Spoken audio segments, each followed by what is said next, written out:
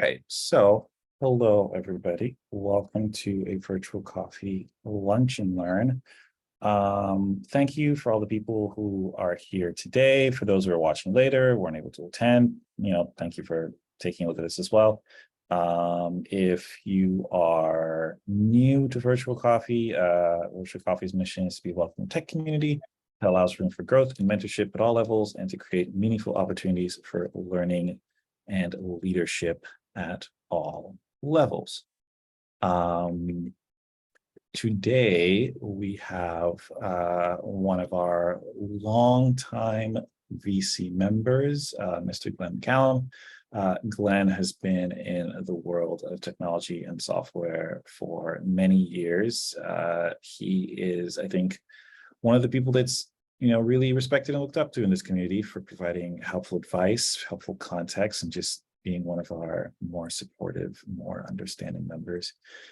Today, he has a very special presentation for us called You Are Not the Product, which I understand it is a bit of a deep dive into what does it mean to be a person or a person record in the modern age.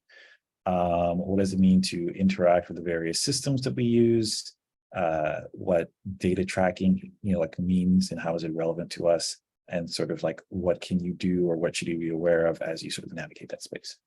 And with that, I'm going to hand it over to Glen and tell him, take it away. Thanks very much, Kirk. I've been wanting to share something that I've been playing with for a few months this year, and it's sort of really cool and exciting. I think of it as a hobby with a purpose. And this is very much an example of a beginner presentation.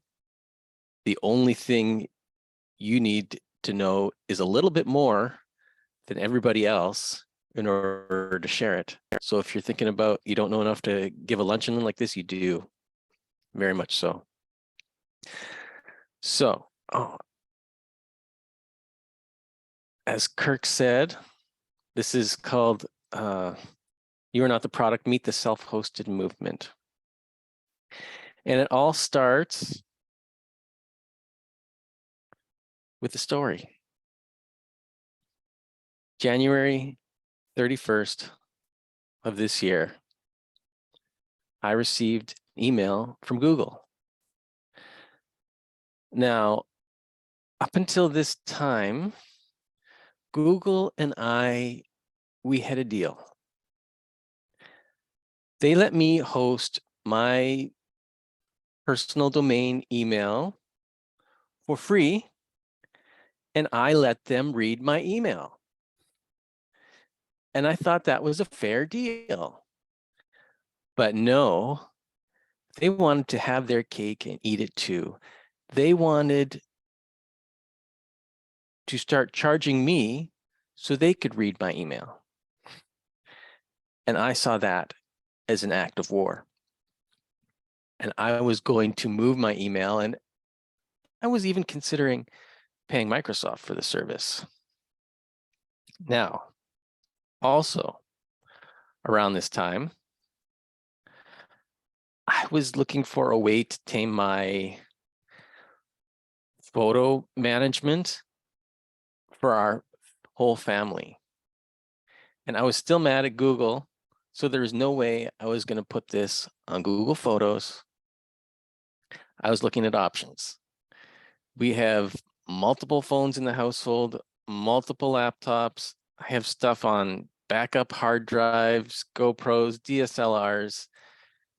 Our photos were spread all over the place. And to be honest, not many of them were backed up. And we were in, a big risk there. So I did what anyone else would do in this situation. Oh, dang it. Google, I'm trying to quit you. I Googled how to manage my own photos. And what I soon stumbled on was this really cool GitHub page, and it's called the Awesome Self-Hosted GitHub repository and its directory of hundreds, maybe thousands of self-hosted platforms for anything you could possibly need. All open source, including about 25 photo gallery management platforms. So break. And this is what I call one of the 3 pillars of the self-hosted movement. What is the self-hosted movement?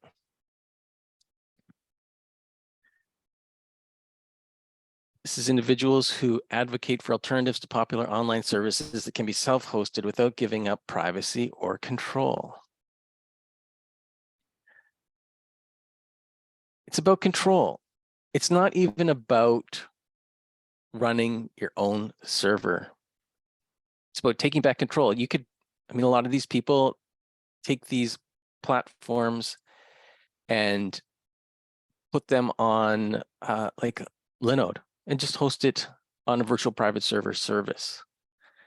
So, but you're still in control, and they're all 100% open source or partially open source. So also Hacktoberfest compatible.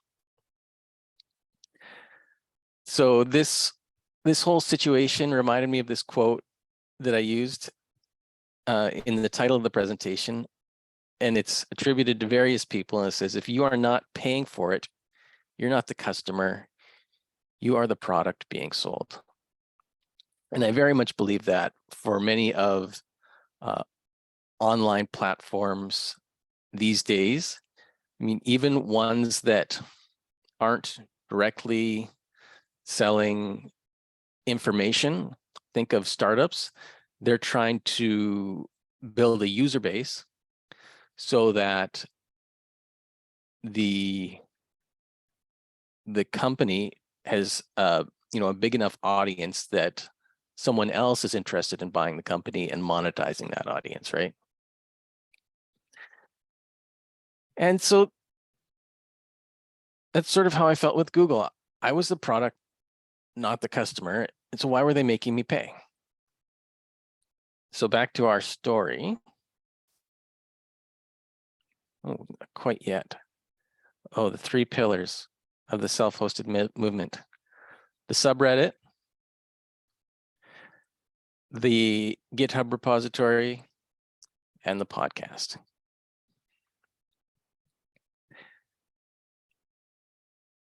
As Vice News likes to describe it, taking back the internet one server at a time. That makes me feel pretty badass because Vice News is edgy. So now we get back to my story. I had 25 photo management platforms to evaluate and no hardware to do it on. So I had this old server kicking around the house,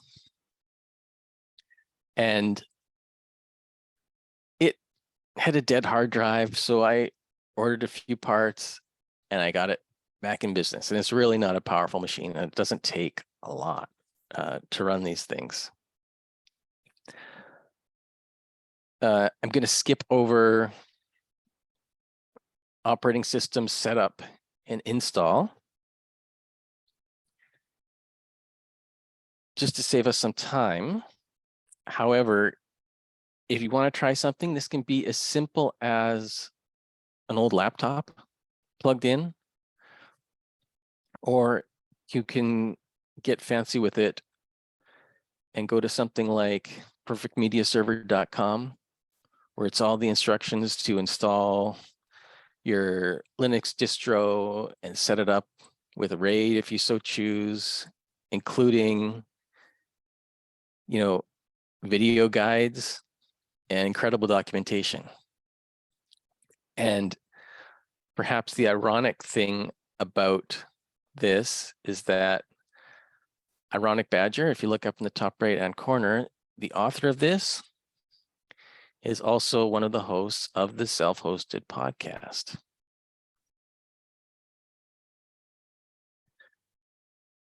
So I start looking at these platforms, installation setup instructions. And, you know, they all support Docker images. And I'm just like, Docker? I love Docker and Docker loves me. And setting these things up is so easy. I had no idea.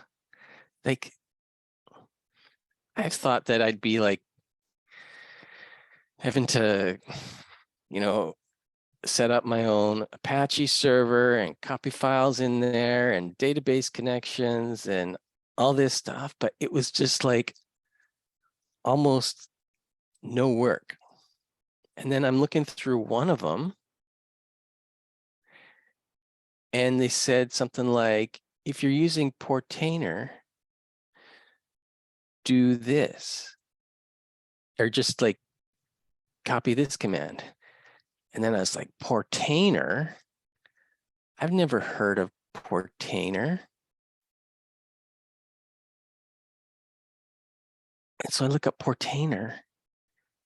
And Portainer is like a web-based graphical user interface for managing Docker. So what this meant was basically install Linux, install Docker, which basically takes one line on a command line, and then install Portainer, which itself is a Docker container, which is like another copy and paste command. And I'm like completely out of the terminal, pretty much. And that's just like, it took, what was semi-technical, and in my opinion, made it a whole lot easier, like tenfold. It's really slick. So I'll describe to you kind of my photo management solution, how it evolved. And maybe we'll get into some demos on my home server of how easy it is to look at some different things and play with them. So the platform I chose was PhotoPrism. It's a Docker container running in Portainer. Our phones have PhotoSync app. It's a paid app, but it's an independent creative and it's not very expensive. So I'm really happy to support that person. And when we come on the LAN of our house, it automatically synchronizes any new photos to PhotoPrism. Duplicacy, also a Docker image running in Portainer, is the backup solution, which does go back, client-side encryption up to Backblaze. Now, I mean, it'll support any cloud storage solution. Really, you could be uploading to, Amazon S3 or Azure or rsync, something. It supports basically anything. I just chose Backblaze because the storage pricing was transparent.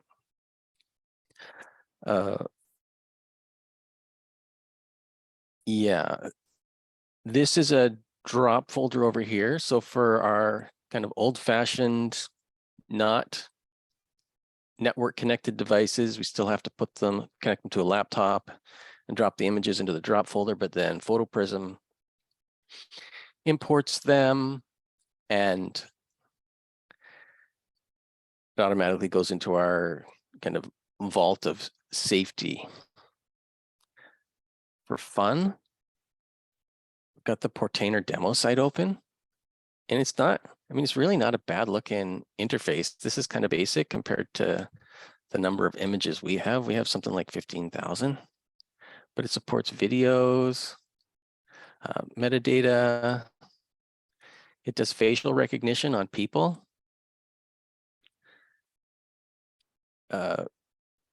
Does GPS maps. So you can see where your pictures were taken. There's a timeline. There's a private folder. I wonder what they got in there. That's not very private. But, you know, I was like, this is almost like Apple Photos, except it's like my Apple Photos. And,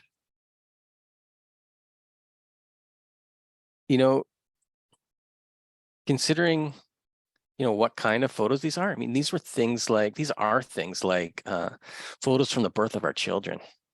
And just really personal family memories and things we really value, and kind of the state of where facial recognition is today, and also combined with the number of notifications I get in a month that my service has been hacked for something and information is leaked. It's just not stuff we want getting out there. So I was really impressed with this platform. There are other good ones too, but this is the one we chose.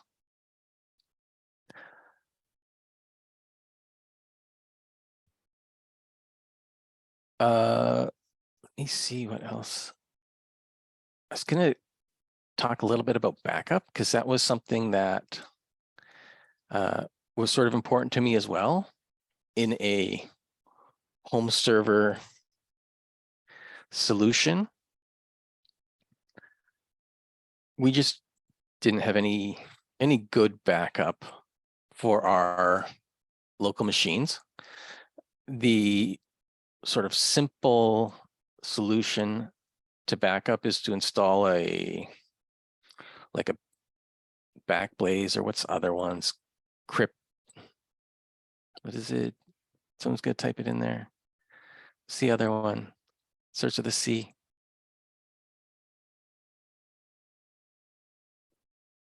I'll remember it in a few minutes. But it's basically agent-based backups, and you pay a subscription per device, and it's basically unlimited backup storage to their cloud platform. And I'm not critical of those by any means, but it just wasn't the route I wanted to go. I didn't want to pay per device.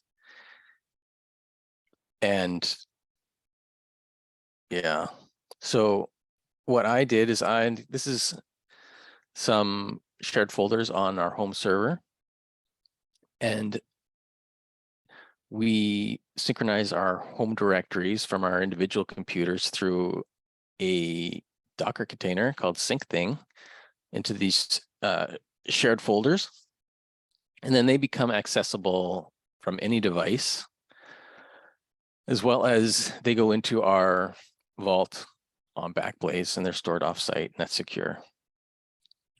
The downsides of this approach is that, I mean, it's a bit longer to rebuild any one computer, because, I mean, you basically, if something happens, you have to start from scratch, install the OS, install the software, then set up SyncThing, and it'll sync the home directory back. That's okay with me. Image-based backups are really convenient for restoring quickly, but they're really hard on space. So they're space expensive. So you pay a premium to be able to get back up and running quickly, as well as those files that are captured in image backups are not accessible from other devices on the backup server. They're in kind of a proprietary image format. An example of that is Veeam. You can get a free Veeam agent to back up to a local storage or cloud storage for a personal computer. It's what I had to do with my work laptop, because my work laptop has some security software on it, and it actually thought that SyncThing was ransomware, like copying files off my hard drive to some dark web place. And so it shut down SyncThing every time I tried to run it. But once we get all our files in the shared folder on the home server, Duplicasi, Backblaze safety.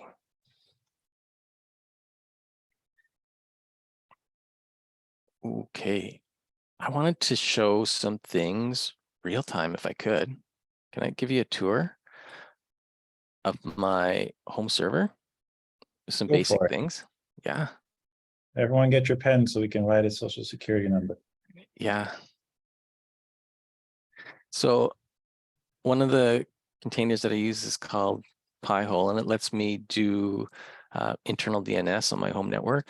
So all I have to do, oh, why don't you like that, Google?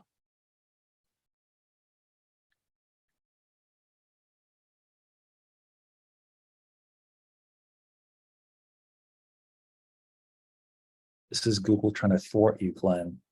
I They know they want to stop you. it's not working in this browser. I'm gonna switch, and then I'm gonna check. My router's working. Yeah, it is. Okay. Oh, it says you got a typo. You added an extra R in a home server. Oh, is that what it was? Maybe. I don't care. I'm switching to Firefox for this. That's the spirit. So, I mean, let's jump into Portainer and then we can come back and look at this a little bit. So this is all running locally in the other room over by my fireplace.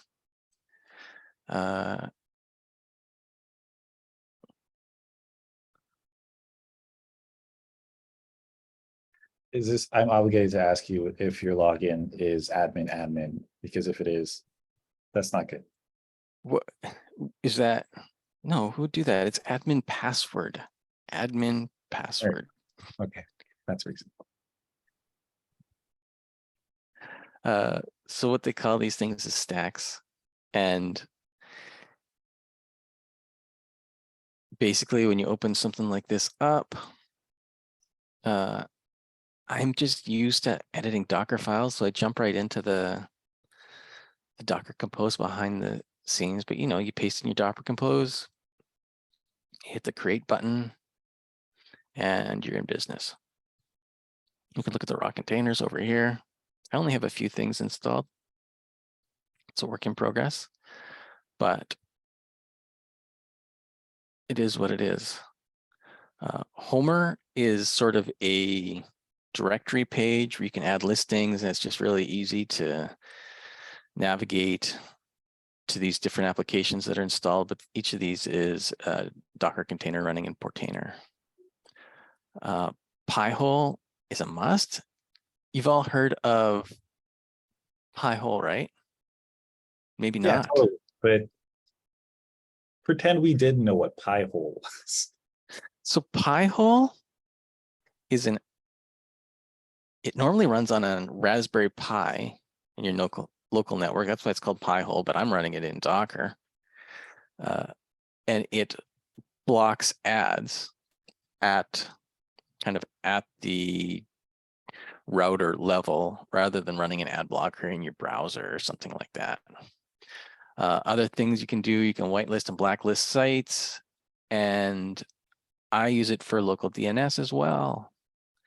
And that's pretty cool. And I also use it, if I'm really curious, you can use it to monitor traffic on any given device in your home. If you're curious what's being done on any computer or device, I mean, you can look it up. And it's just a staple of having a slightly configured or managed network in your home, Pi-hole. Which one I want to show next? PhotoSync, Pi-hole, Jellyfin. I was just blown away by the media server platforms available.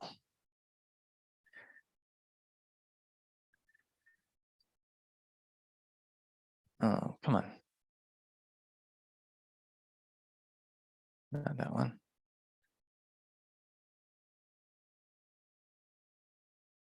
Password 456. There we go. So A lot of people have these set up to get automatically populated by kind of VPN torrent Docker containers. I haven't gone that far yet. I'm not passing judgment. I just don't watch a lot of TV, so it hasn't been a huge priority for me. However, like I had some old stuff that I just copied over into the media server to the just even into the directory where the files are stored, and it like populated all this metadata about my files, and like even episode synopsis. I like this thing is like my own personal Netflix. It's really slick and took basically 2 minutes to install and set up. And that's sitting there in Jellyfin stack. I shouldn't show this in case there's any database password files in it, but there isn't in this one, so that's okay. If you want, we can all close our eyes for 10 seconds. That'll work. That's all. And we talked about. Before we continue, we have one question in chat. Can you set up SSO for all these apps? That's from here. I'm trying to think about this. I haven't looked into too much detail about SSO yet. I would guess that some of these apps support SSO and some of them don't. That's my guess. And Joe provided the link in the chat to yeah, there's definitely SSO provided. Well, let's go look. Let's check the directory.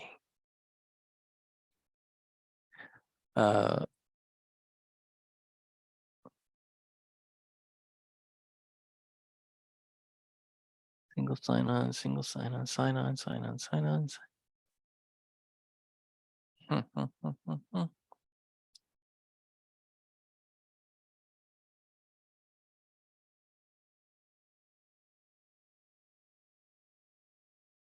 No.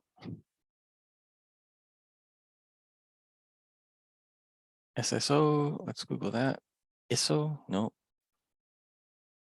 Commenting server, processor.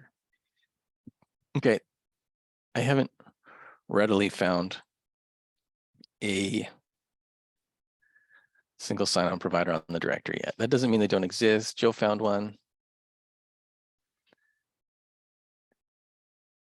Yeah, looking at authentication is definitely something I could go to next. You got a point there, Jorn. I'll give you that one.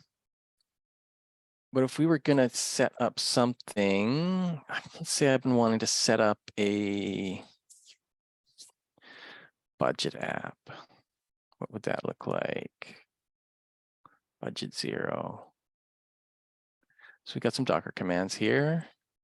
This is cool, cool. Run tests. I mean, I'm gonna jump right ahead because I don't want to compose it myself. Let's go for Docker compose for budget 0. Let's see how quick we can get something up and running. Consort 222 Docker compose. Reddit, Docker image. One of these has got to have something. This guy got. Yeah. That's interesting. Let's look again. Let's look deeper. Okay, this is 3.3. Let's grab it. I'm going to have a notepad off screen just for a second here. Paste it in there. Can I pull that in to the screen? Apparently not. Okay, we'll come back in a sec.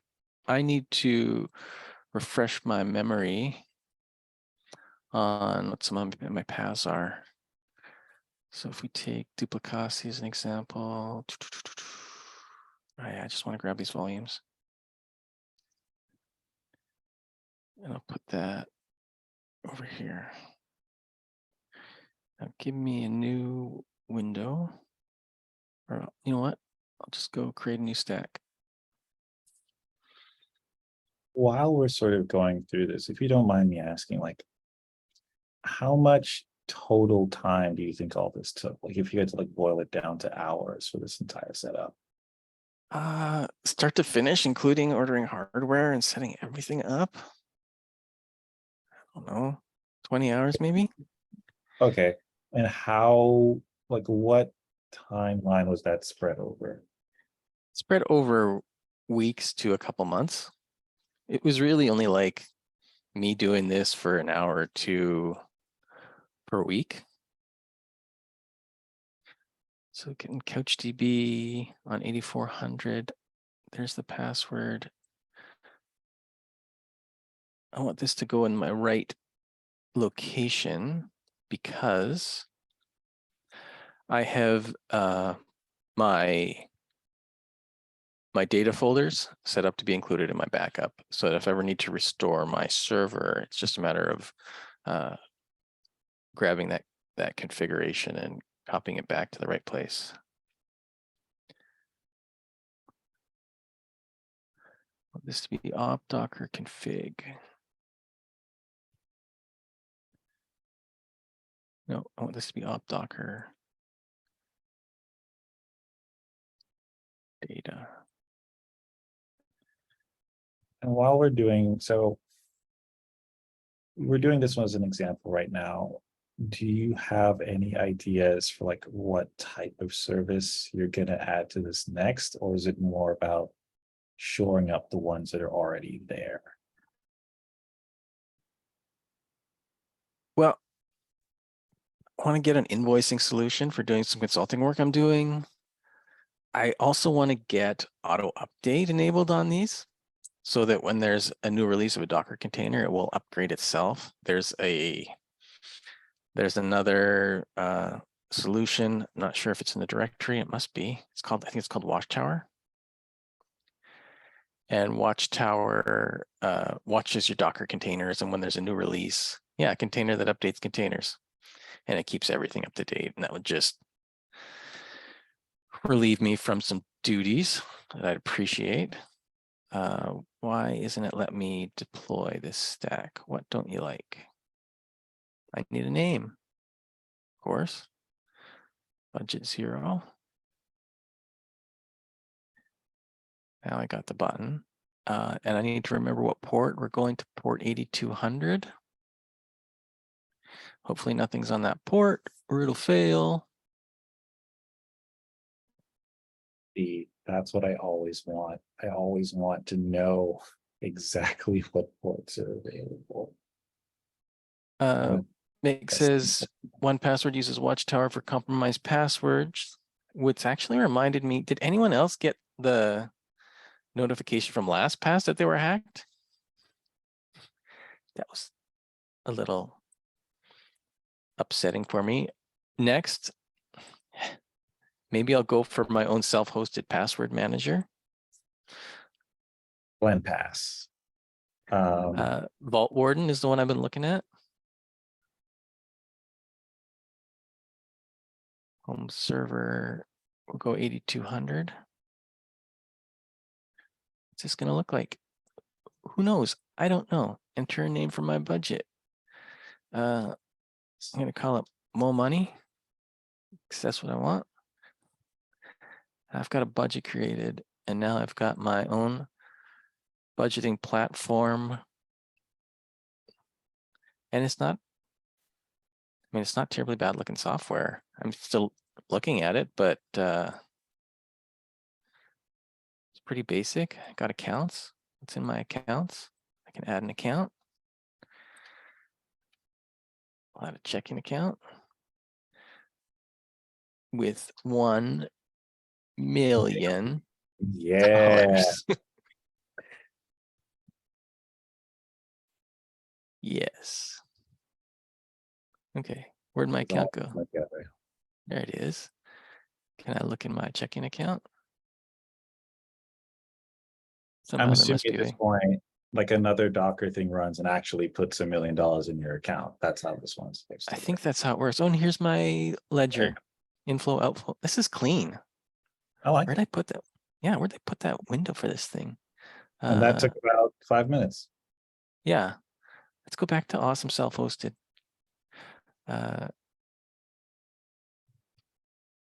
This one. What is this software?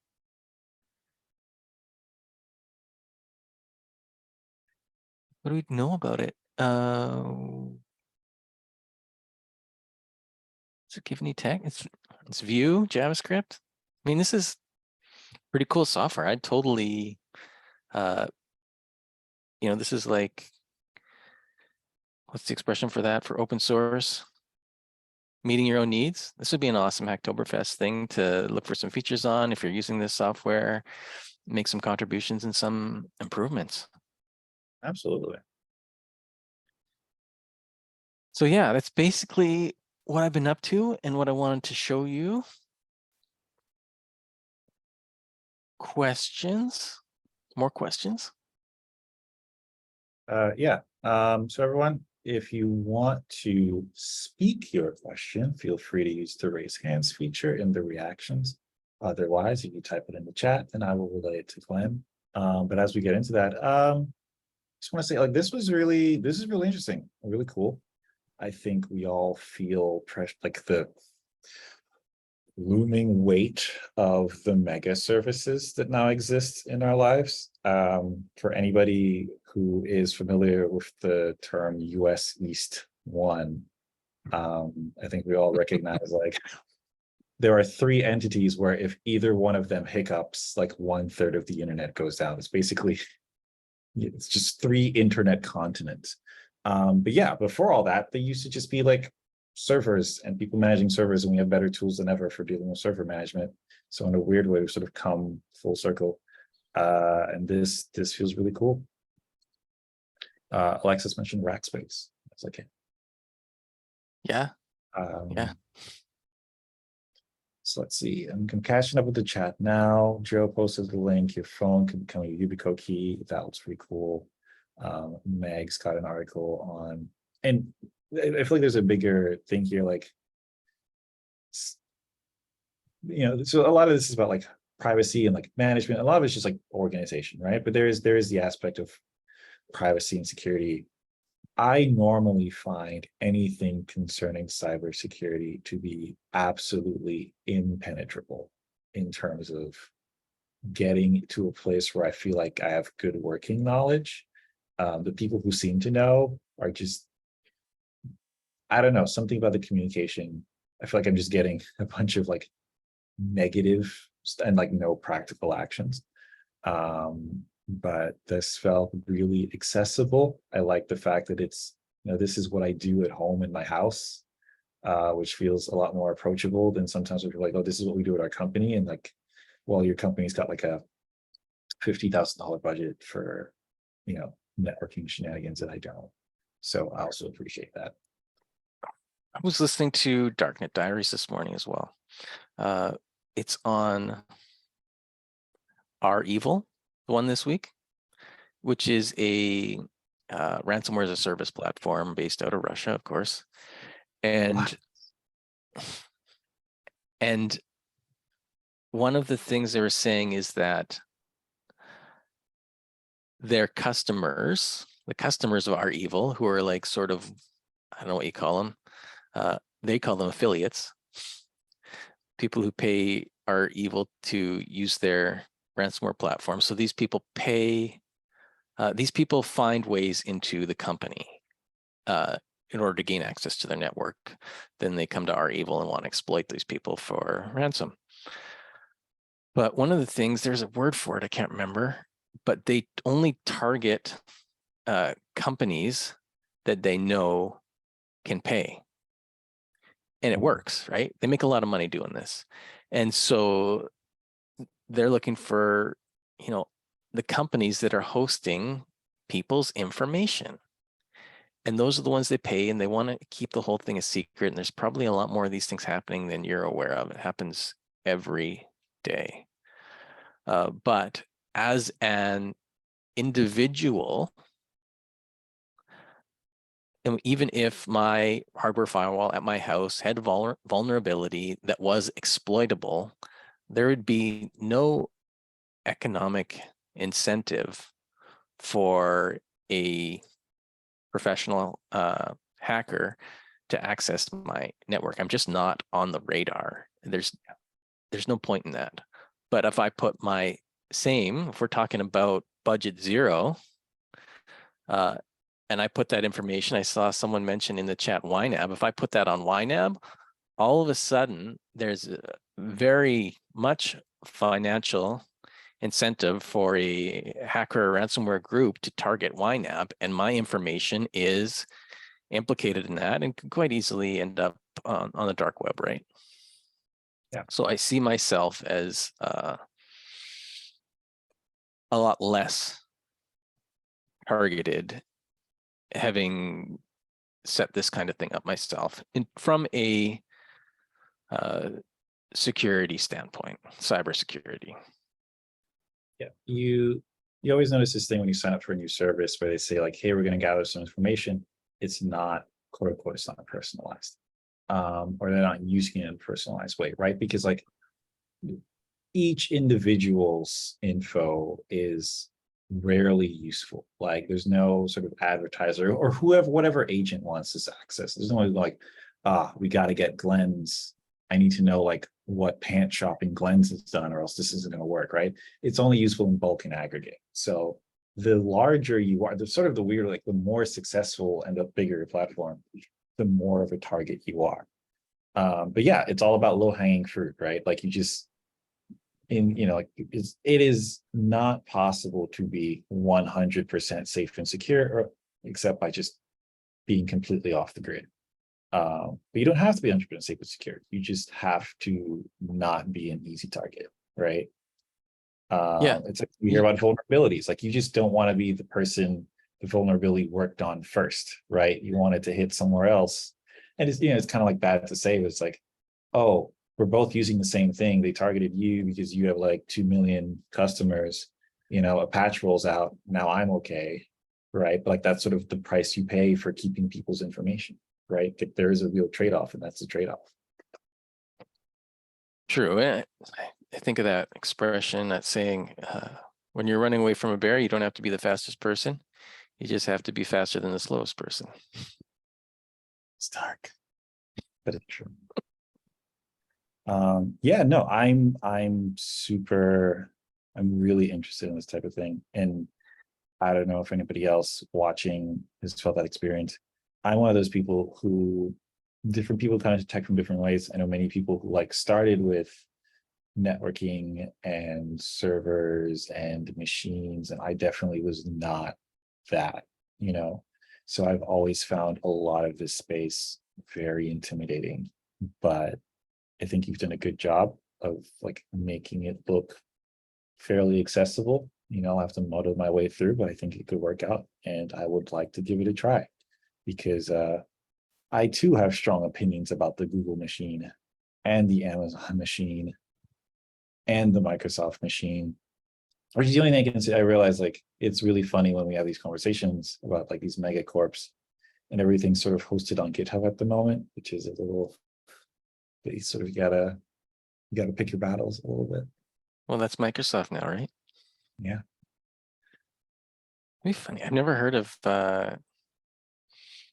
GitHub repo ransomware. Has anybody seen an article on that? Where they're like, we've got your source code, we got it in your GitHub repository. Yeah, and I will say, I think GitHub is one of the platforms that I probably have the most trust in. They've weathered some like pretty intense DDoS attacks in the last 5 years. I remember there was like one of the largest ones like ever in existence. And, like long story short, they were okay. They did a really nice postmortem. So, I still like the platform for that in a way that I don't know if I have the same trust for some of the others to just be able to handle it. And yeah, I think I think maybe the moral here is not that like having large entities for data collection is bad. I feel like at some point we do need them for the sheer volume of information. But like you said at the beginning, it's about like being able to make a choice, being Mhm. able to be intentional about it, being able to say like, well, I'm choosing to do this versus feeling like, oh, I guess my data is here and not even realizing that that's the case. And that feels really good, you know. Awesome. Thanks for having me, Kirk.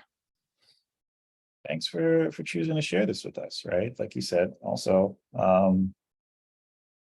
lunch and learns are not about being the expert of 50 years, blah, blah, blah, and you got to like grow out a ponytail or something and have some story about working with Bill Gates. I don't know. It's just like, hey, I found this thing. I think it's neat.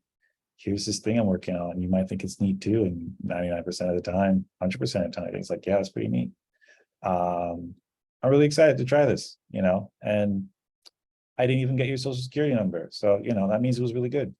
You do have the password to my Budget Zero CoachDB account. So there's $1 million waiting there for you, Kirk, if you can get into it.